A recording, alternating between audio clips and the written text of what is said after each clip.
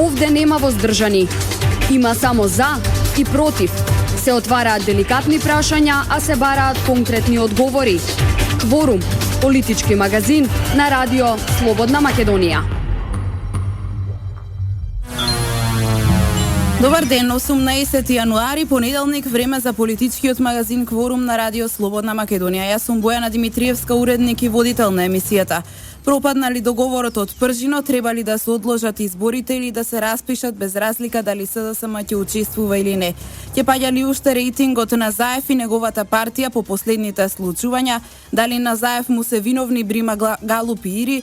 По преговорите во Пржино се отворија голем број на прашања.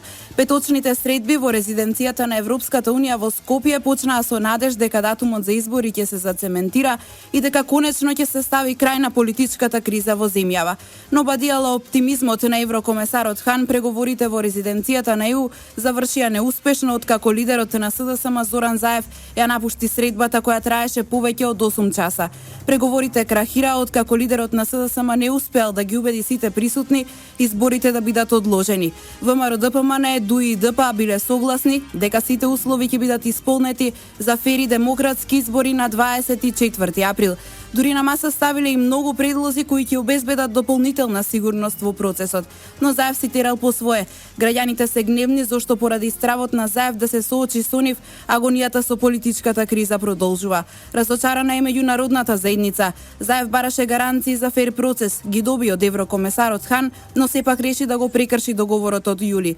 Ова е јасна замка за да се држи нашата земја во заложниство, да се држи во криза, вели Груевски. Заев е дециден и јасно пренесе. Преговорите пропадна. Владачката партија исполни се што беше договорено. Минатата недела премиерот Груевски до собранието испрати писмо со кое нуди времено повлекување кое би се активирало на 100 дена пред изборите. Партијата за прибревен премиер го предложи генералниот секретар Емил Димитриев. По преговорите во Пржино анализираме што го натера Заев така да се однесува и што уште може да очекуваме. Во денешната емисија анализираме со поранешниот пратеник Филип Петровски. Добар ден и добре дојдовте. Добар ден, благодарам за поканата. Доктор Петровски, Заев ги бараше изборите, а сега бега од нив, си го погази изборот и подписот кој го стави во јули во Пржино. Зошто вакво панично однесување? Многу просто знае Заев, знае народот, знаат и сите политички чинители дека на овие избори нема да има промена на волјата на граѓаните, иако обратно од тоа, кога се конструираше намерно политичката криза, цело време се тврдеше дека изборите се наместени, дека не е фер освоена власта од страна на ВМРО ДПМН и подпомогнат со материјалите кои што и денеска тврдам ги доби во соработка со странски служби, сметаше дека може да го преврти тој процес. Меѓутоа, се она што се случуваше од како почна да ги објавува телефонските разговори, покажа дека практично тоа не е добра стратегија, дека народот не поверува во тоа што му беше сервирано од страна на Заев и дека всушност целата операција нема ефект. Затоа практично Заев сега нема избор освен да бега од избори, оти се наближува неговиот политички крај. Дали сметате дека треба да се распишат изборите без разлика дали СДСМ ќе учествува на истите или не, односно тие да се одржат на 24 април, или па подобро решение е она да се разрешат техничките министри и да се оди на редовни парламентарни избори? Знаете што, јас сум склон на следново размислување. Мислам дека е конечно време Заев да го маргинализираме како значајна политичка тема, како значајна политичка личност и ако веќе расчленивме дека кризата е предизвикана со влијание да се дестабилизира државата со намера да се успори развојот на Македонија. Јас само една работа ќе потсетам. 6 мај. И тоа цело време подсетувам на некои датуми, бидејќи ништо што се случуваше минатата година не е случајно.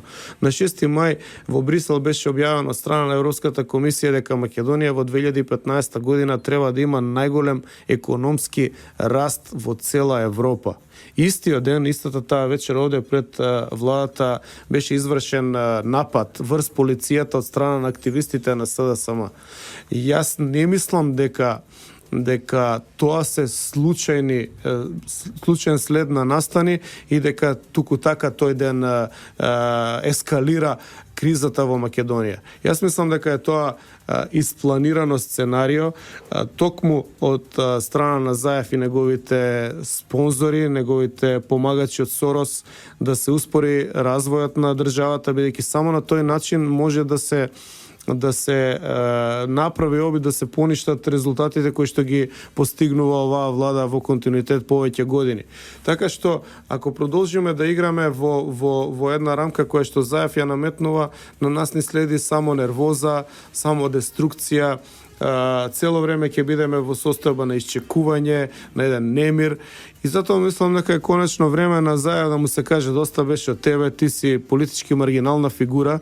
Дали ќе бидат изборите во април или 2018, тој ќе биде поразен. Као што знаете, има пад на рейтинг кој што најверојатно може му донесе и Гинисов рекорд.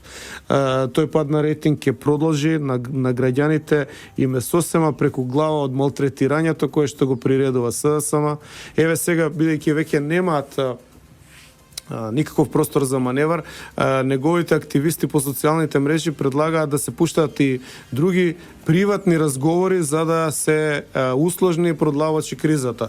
Тоа покажува едно губење на компас, едно движење во секој ден во различна насока и верувате, граѓаните, нашиот народ, секој политички заинтересиран човек кој што донесува одлука врз основа на тоа што го гледа околу себе дека се случува во политичкиот живот, не може да му дадат подршка на тој човек. Така што најверојатно они ќе се држат до тоа да ја продолжат кризата, затоа што на избори ќе изгубат и сега останува веќе јасно да се каже на него и на меѓународниот фактор дека ова не може да трае во бесконечност.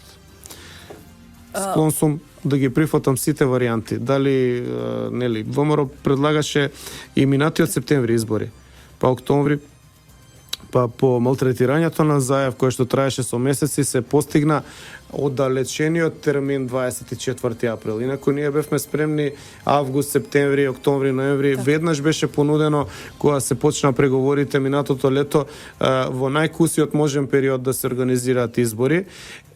Од нивна страна, бидејќи сметаа дека со ова малтретирање ќе постигнат политички ефект, се постигна далечниот за некои 9-10 месеци датум 24 април. Меѓутоа, времето е немилосрдно.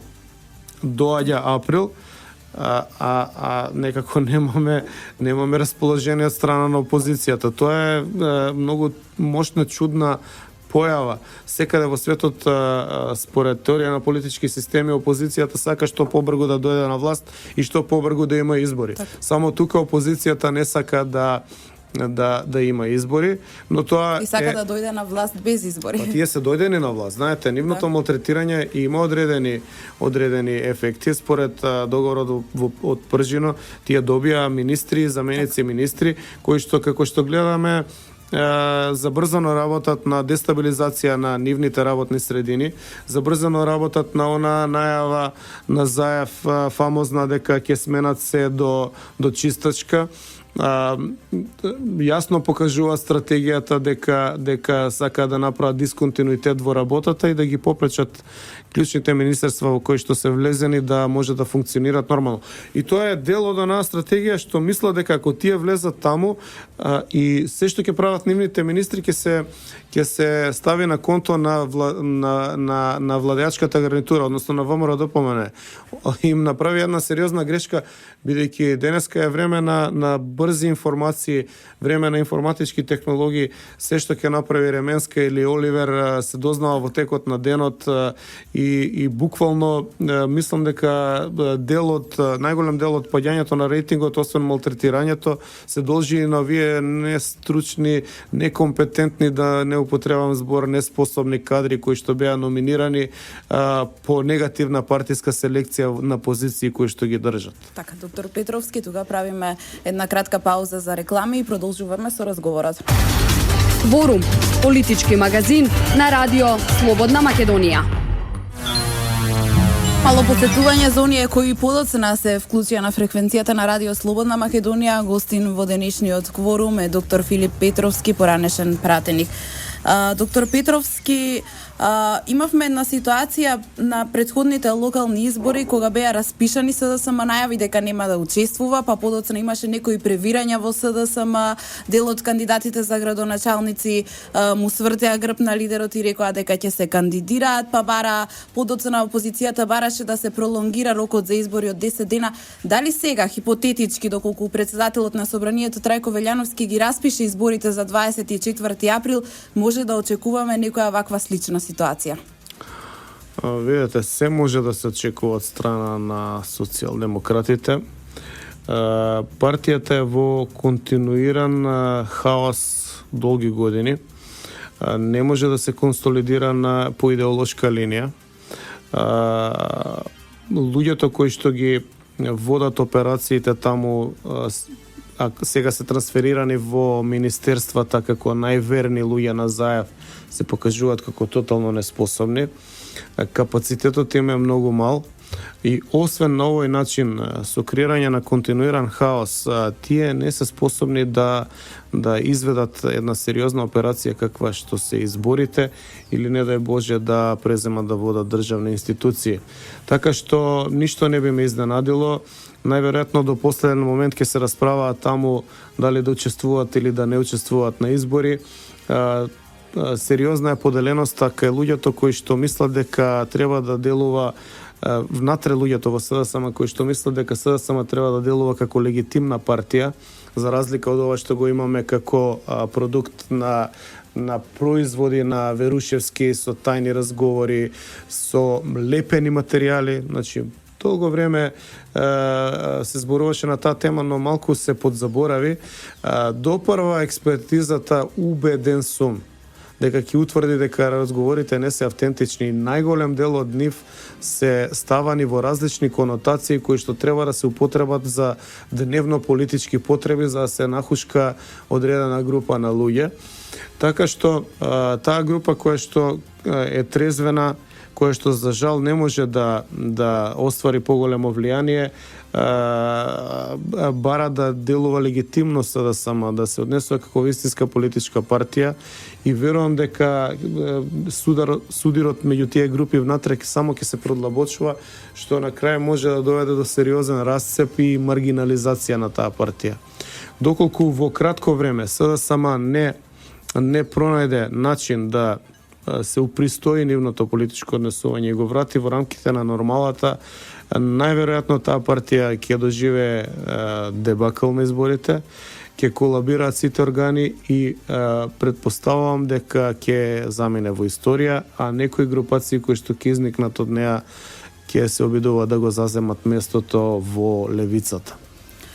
После петочните случувања голем беше револтот кај граѓаните, на социјалните мрежи се преплавени буквално со коментари за опозицијскиот лидер, го нарекуваат предавник и кукавица. Вие споменавте дека може да се очекува намалување на неговиот рейтинг. Несомнено е дека во периодот што следи рейтинг агенциите ќе го мерат јавното мислење. Дали може да очекуваме историски најнизок рейтинг до сега на Заев после ова што се случи? Па да, Заев има 3 нешто пати помал рейтинг од господинот Груевски. Тоа јасно покажува дека во ниедна варијанта не може да претендира да биде премиер на Македонија. И мислам дека колку и да се ограничени интелектуални капацитети, тој барем некој од неговата околина му кажува дека имаат сериозен проблем со лидерство. Сама има проблеми со лидерство 10 години. Сите кои што се изротираа, како што беше Шекеринска, господинот Црвенковски, сите имаат од 3 до 10 пати помал рейтинг од Груевски. Така што според која логика и во кој реален свет може таков лидер да победи на избори и да стане премиер? Дали... Во ниедна логика, во ниеден свет не постои таква победа. Што значи дека практично стравот само ќе се зголемува, паничните потези кои што се влечат бидејќи 24 април наближува, само ќе прават уште поголеми грешки. Револтот кај граѓаните, како што гледате, автентично и во големи количини се излеа за време на викендот во нивна насока, тоа може само да резултира со намалување на рейтинг. Напуштањето на преговорите после година и пол малтретирање на граѓаните на Република Македонија, ја не гледам како може да доведе до зголемување на рейтингот. Дали во СДСМ гледате кадри кои би можеле да дојдат на местото на Зоран Заев, да го земат кормилото на Бихачка и да ја издигнат опозицијата и да ја го вратат вистинското место? Се разбира дека има капацитет левицата, се разбира дека има капацитет Македонија како збир на граѓани. Сигурно дека постојат луѓе кои што подобро може да ја водат левицата. Јас во моментов не гледам затоа што сериозни кадри, затоа што сите кадри кои што беа блиски и лојални на Заев беа употребени во овој процес и инсталирани како министри или заменици министри според договорот од Пржино. И за нивна жал се покажа дека луѓето се тотално неспособни и се покажа дека капацитетот со кој што располага Заев, односно луѓето со кои што се опкружил, не се кадарни да му донесат политичко влијание, да донесат политички пресврт или да остават впечаток кај граѓаните дека тоа е една политичка структура која што може да биде замена за оваа структура, која што веќе ги постави капацитетите, односно стандардите на политичкото работење на многу висока основа, со многу сериозно темпо, со многу интензивно работење и конформизмот со кој што се приоѓа на да речеме исполнувањето на договорот од Пржино, односно со инсталирањето на генералниот секретар и најблиските луѓе на СДСМ во инфраструктурата на државната политика, покажа дека сепак нивниот интерес не е да се промовира програма, да се направи нешто ново, да се покаже дека некоја политика била погрешна со тоа што ќе се понуди подобра политика, туку дека е за земањето на позициите и конформизмот, односно спроведувањето, повторно ќе кажам втор пат денеска, спроведувањето на заканата на Заев, кое што кружи на YouTube дека ќе се смени се до чистачка. Еве гледате, неколку месеци внатре во министерствата ја не слушнав ништо што би понудила Ременска, освен дека инсталира партиски кадри, дека разрешува насила, дека не ги почитува законите за државната, за јавната администрација, дека не потпишува тендери, дека ги кочи набавките. Се она што можеше да биде направено како проблем, дека го прави. Таа требаше да влезе спремна во тоа министерство да каже: еве, оваа политика до сега беше добра, но јас имам подобра политика, од денеска ќе спроведуваме на овој начин политика во ова министерство, и да го објави тоа. Ние не слушнавме ни збор за политики, ние слушаме збор само за реваншизам секој ден. Почитувани слушатели, останете на фреквенцијата на Радио Слободна Македонија. Кворум, политички магазин на Радио Слободна Македонија. Гостин во денешниот кворум на Радио Слободна Македонија е поранешниот пратеник доктор Филип Петровски. Доктор Петровски, председателот на Државната изборна комисија Чичаковски, прво го уверувал еврокомесарот Хан дека до 24 април може да се исполнат условите за да се спроведат избори, а вчера пак рече дека немало време до 24 април да се прочисти избирачкиот список. Сашо Срцев, долгогодишен член на Државната изборна комисија, го демантираше и рече дека тоа е личен став на Чичаковски, но не и на цела Државна изборна комисија.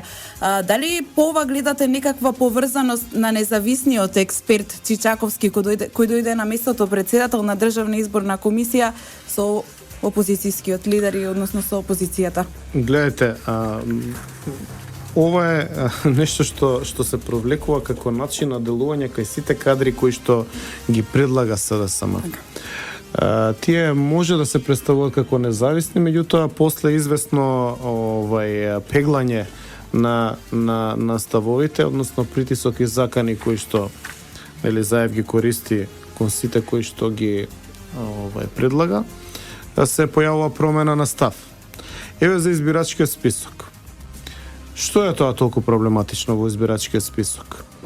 Да речеме, јас ќе импровизирам бидејќи јас не сум стручен за така, меѓутоа сте поранешен пратеник и ги знаете много работите. Много работи од избирачкиот список и за избирачкиот список знам.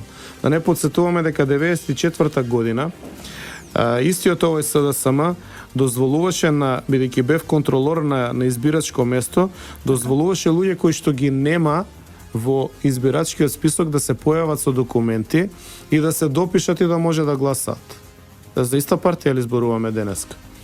Може ли човек да има два идентитети? Можам ли јас да имам два идентитети и да гласам на две места?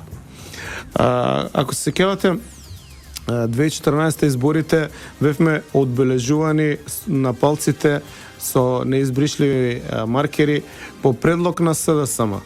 Нешто што само постоеше во Косово и Албанија. Ете и тоа го прифати ВМРО европска земја. Заради доказ дека нема да се фалсификуваат и не може да се фалсификуваат идентитети. Што е тоа што треба да се прочисти од избирачкиот список? Милион луѓе треба да се избришат? Не е точно. Избирачкиот список треба да се прочисти од тие што починале, евентуално тие што се иселиле ако се регистрираат во странство и тие што се стекнале со новото право на глас. Тоа треба по автоматизам податоците да ги има Државната изборна комисија од другите министерства кои што ги сервисираат.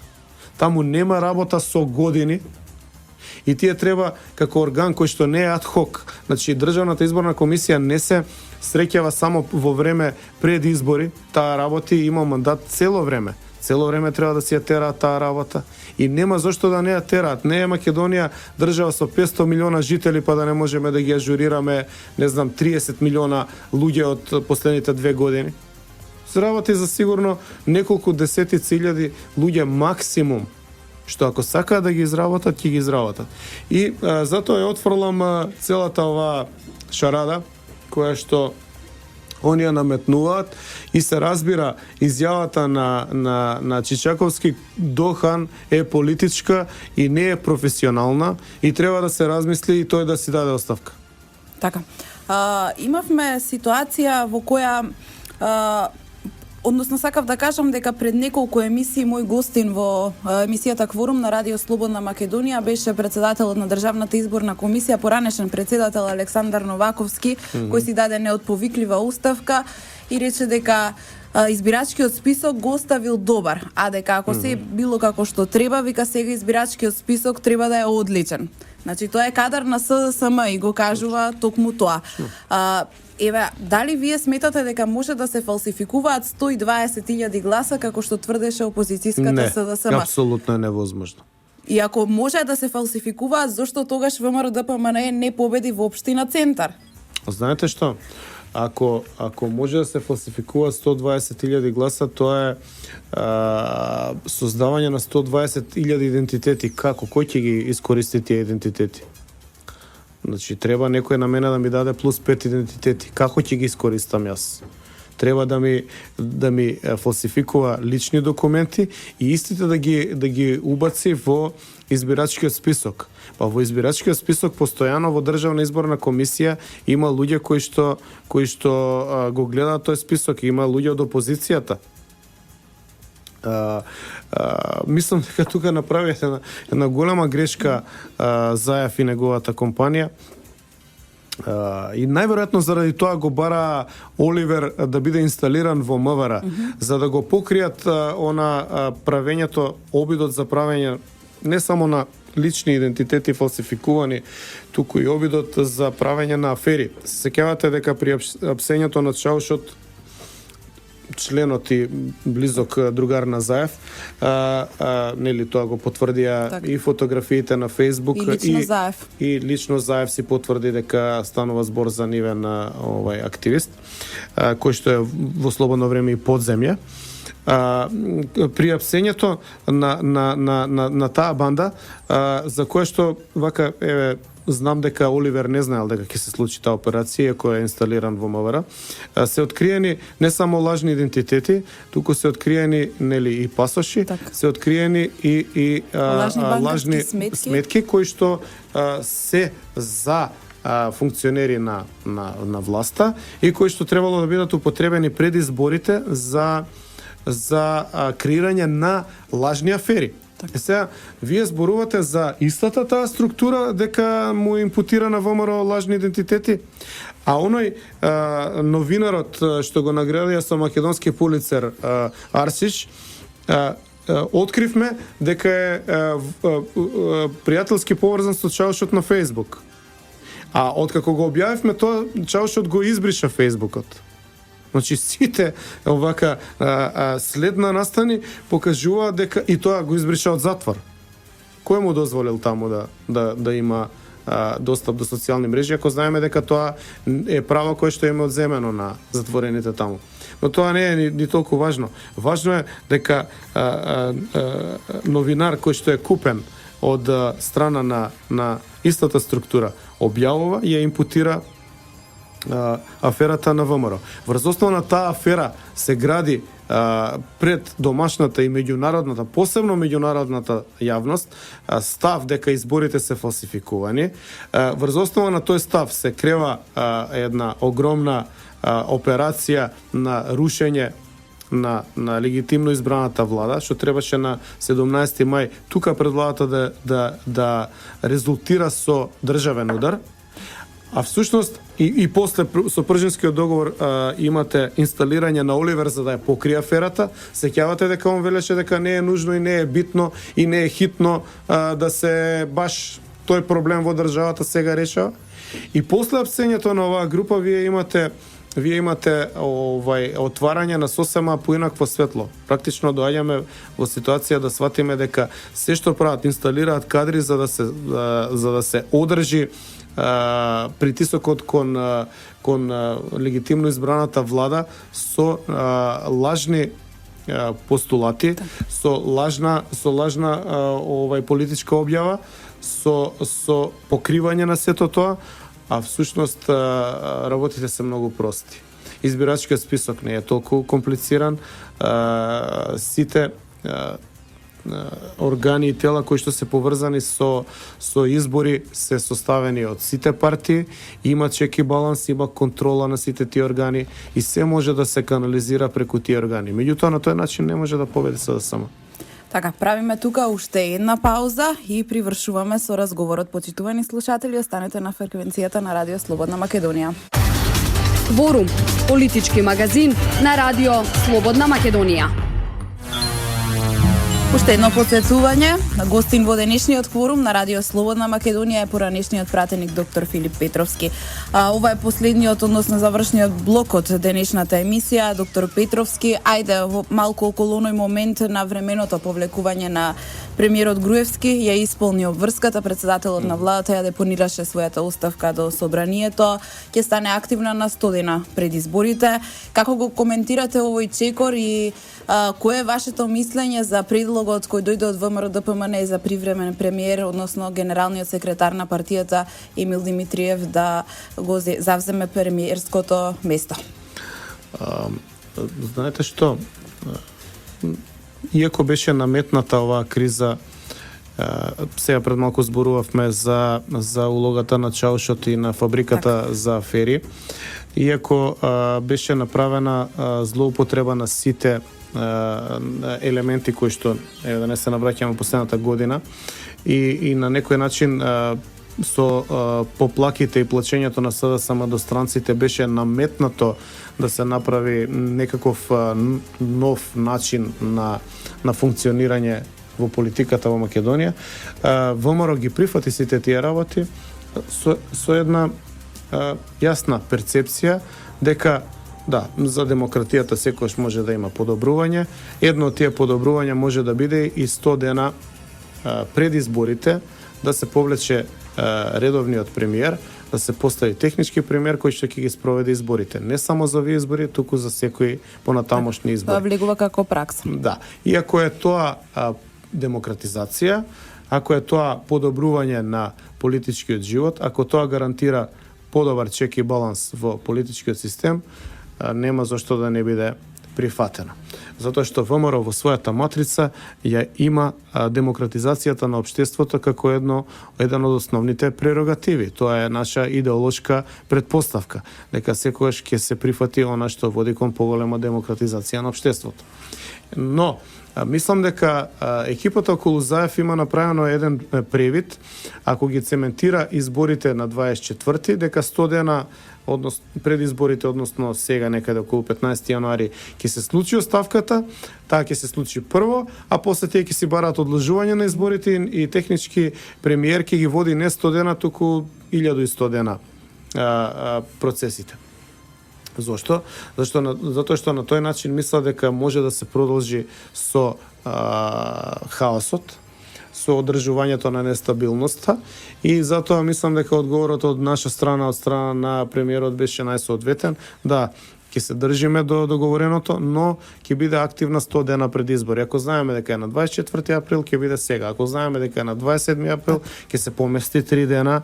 Исто така, ако знаеме дека ќе си бидат регуларни избори, тоаш ќе си биде 100 дена пред изборите во 2018.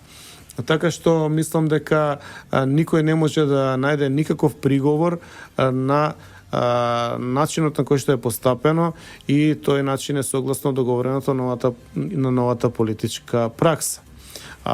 За втори дел од прашањето во врска со господинот Емил Димитриев, мислам дека е тоа идеално решение од страна на ВМРО-ДПМН. ВМРО-ДПМН покажува неколку работи со тоа решение. Прво, го покажува конзервативниот приод кон политиката. Зошто? Тој е стабилен човек,